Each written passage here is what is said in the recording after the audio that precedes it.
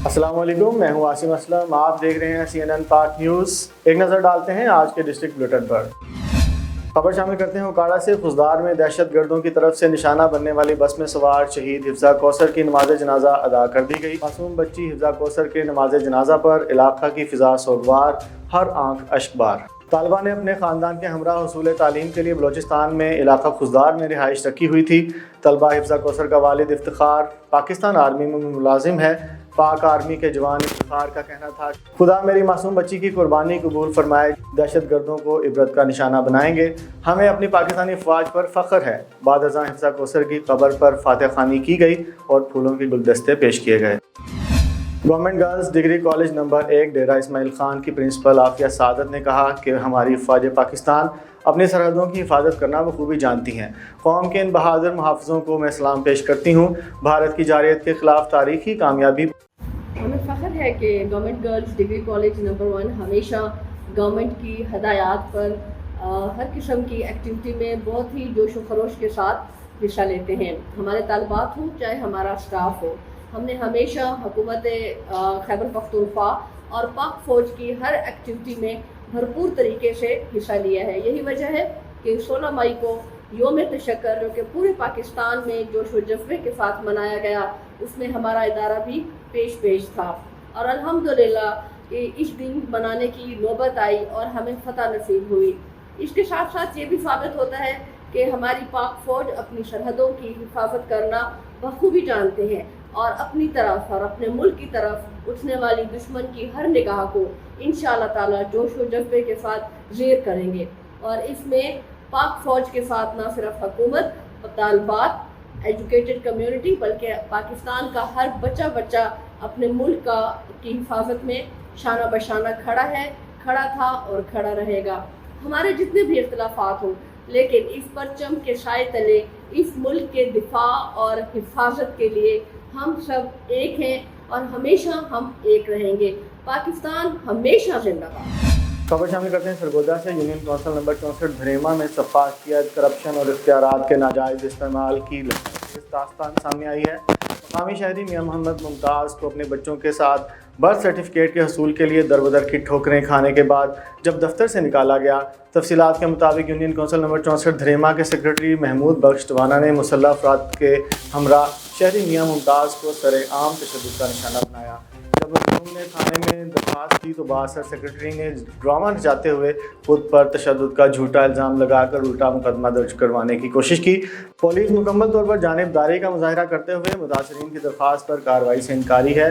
मज़लूम शहरियों ने DPO सरगोदा मोहम्मद सुहेब अशरफ और deputy commissioner captain retired Mohammad Waseem से मुतालबा किया है कि इन तमाम वाक़े की शफाफ इंक्वायरी करवा कर करप्ट और गुंडागर्द अनासिर को कानून के शिकंजे में लाया जाए।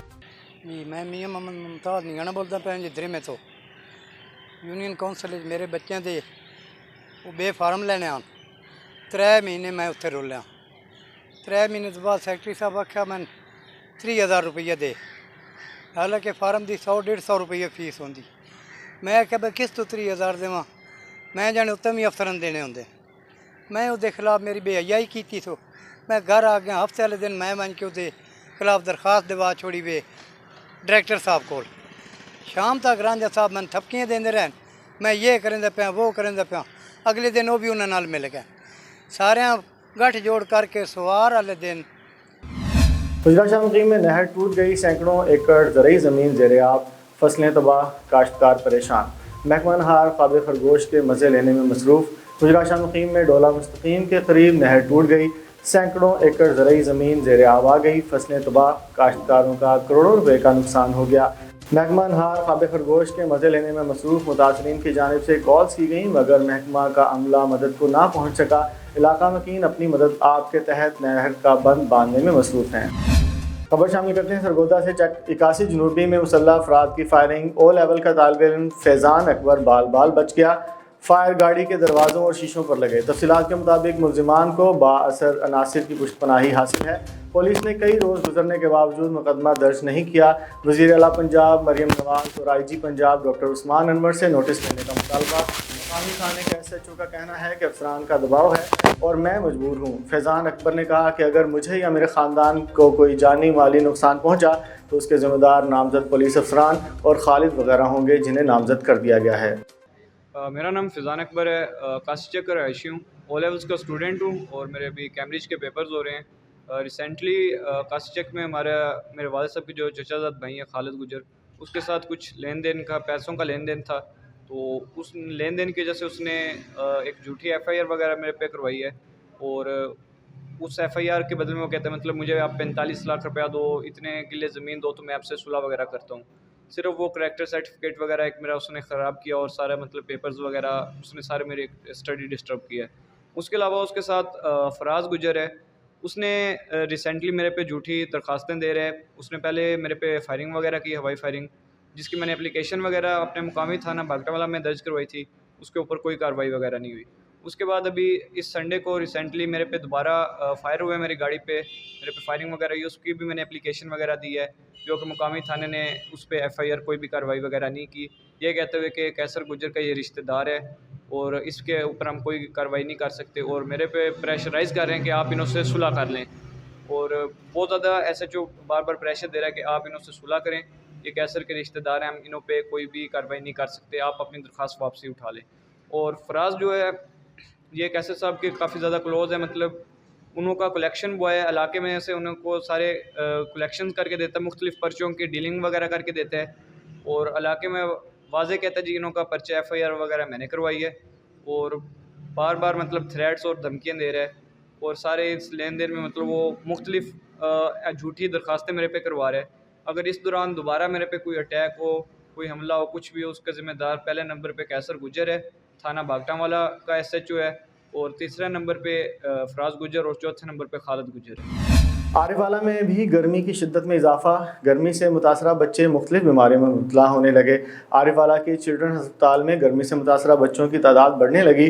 डॉक्टर्स ने वालिदैन को इलाज के साथ साथ एहतियाती तदाबीर इख्तियार करने का मशवरा दिया है। मज़ीद जानते हैं आरिफवाला से हमारे नुमाइंदे सरवर सलीमी की इस रिपोर्ट में। जी बिल्कुल, मुल्क भर की तरह आरिफवाला में भी इस वक्त शदीद गर्मी की लहर जारी है। दोपहर के वक्त जो दर्जा हरारत है वो 40 से 45 डिग्री सेंटीग्रेड तक पहुंच जाता है। ख़ास तौर पर गर्मी की शिद्दत की वजह से छोटे बच्चों की जो सेहत है वो शदीद मुतासर हो जाती है, बच्चे मुख्तलिफ बीमारियों का शिकार हो जाते हैं। मैं इस वक्त मौजूद हूँ आरिफवाला की चिल्ड्रन अस्पताल में, जहाँ पर गर्मी से मुतासरा बच्चों की अच्छी खासी तादाद में इजाफा देखने में आ रहा है। मेरे साथ इस वक्त चिल्ड्रन एमरजेंसी के इंचार्ज डॉक्टर अंसर यूसुफ जोया मौजूद हैं। मज़ीद हम उनसे इस हवाले से जानते हैं। जी बिल्कुल, जैसे आपने कहा, जैसे जैसे गर्मी बढ़ी है वैसे वैसे जो डिहाइड्रेशन से मुतासर पेशेंट्स हैं, डायरिया के जो पेशेंट्स हैं वो बढ़े हैं। इसलिए इसके लिए ज़रूरी है कि जो हम जो परहेज़ है, यानी हम धूप से परहेज़ करें, हम जो मशरूबात हैं उनका ज़्यादा इस्तेमाल करें, हम हीट स्ट्रोक से ताकि बच सकें। जो बच्चे छोटे छोटे बच्चे हैं या बुज़ुर्ग हैं या हामला ख़वातीन हैं वो इससे ज़्यादा मुतासर हो सकते हैं। तो बॉडी का टेम्परेचर खुदा न खास्ता अगर पसीना आना बंद हो जाए या पेशाब आना कम हो जाए या बॉडी का जो टेम्परेचर है वो 40 डिग्री सेल्सियस से ज़्यादा हो जाए तो ऐसी सूरत में फ़ौरन एमरजेंसी के अंदर तशरीफ़ लाएँ। जी, जैसा कि आपने डॉक्टर अंसर यूसुफ जोया की गुफ्तगू सुनी, उनका मज़ीद कहना है कि वालिदैन को चाहिए कि शदीद गर्मी के दौरान एहतियाती तदाबीर इख्तियार करें, धूप में गैर ज़रूरी सफ़र से गुरेज़ करें और बच्चों को ज़्यादा से ज़्यादा पानी का इस्तेमाल करवाएँ ताकि गर्मी के असरात से बचने के लिए बच्चों को महफूज रखा जा सके। जी, साहिवाल में आइंदा मानसून में मुमकिन तौर पर सैलाबी सूरत हाल से निपटने के लिए रेस्क्यू 1122 और दीगर इदारों ने मॉक एक्सरसाइज की। रेस्क्यू के मुताबिक एक्सरसाइज का मकसद आइंदा मुमकिन सैलाबी सूरत हाल से निपटने और अवामुन्नास को इस बारे आगाही फराहम करना था। मॉक एक्सरसाइज में सिविल डिफेंस के एहलकारों, महकमा सोशल वेलफेयर, ईदी समेत दीगर इदारों के कारकुनान ने भी हिस्सा लिया और एक्सरसाइज में डूबने वाले शख्स को बचाने और अस्पताल में पहुँचाने की मशक़ की गई ताकि शहरियों की जान और माल का तहफ़्फ़ुज़ मुमकिन हो सके। आप सब लोगों का बहुत शुक्रिया।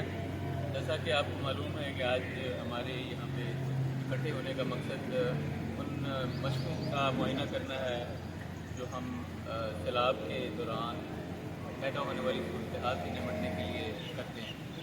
तो ये सारे जवान हमारे रेस्क्यू 112 की पूरी टीम, इसमें जो स्कूबा डाइवर्स हैं, इसके अंदर जो सैलाब की सूरत में जो फैमिलीज़ को बचाते हैं, वहाँ से निकालते हैं, मुश्किल सूरत हाल से निकाल के जगह पे लेके आते हैं। और इसके साथ साथ हमारे पास बाकी जितने डिपार्टमेंट्स हैं, सिविल डिफेंस का जो काम है और इसके साथ जो हेल्थ डिपार्टमेंट का काम है, सांप के काटने की दवाएँ हैं, रेबीज़ की दवाएँ हैं, जो इसके अलावा इमरजेंसी की दवाएँ हैं, इस तरह जानवरों के लिए जो इमरजेंसी की सूरत में जो दवाएँ दरकार होती हैं, तो वो तमाम चीज़ों का यहाँ पे आज अमली मुजाहरा किया गया है कि किसी भी नागहानी सूरत की शक्ल में हम अपने आप को मुकम्मल तैयार रखें। Thank you. Social welfare and betterment से हूँ साहिबाल से, और ये हमारी ऑर्गेनाइजेशन है, सोशल डेवलपमेंट ऑर्गेनाइजेशन, जो कि हर साल फ्लड में अरेंजमेंट्स करती हैं, अपना रिलीफ कैंप लगाते हैं। और इसमें मैं तो आज फर्स्ट टाइम आई हूँ और माशाल्लाह मैं देख के बहुत ज़्यादा खुश हुई इनके अरेंजमेंट्स देख के, और मैं बहुत ज़्यादा अपनी इस ऑर्गेनाइजेशन से सेटिस्फाइड हूँ। अब तक के लिए इतना ही। देखते रहिए CNN पाक न्यूज़।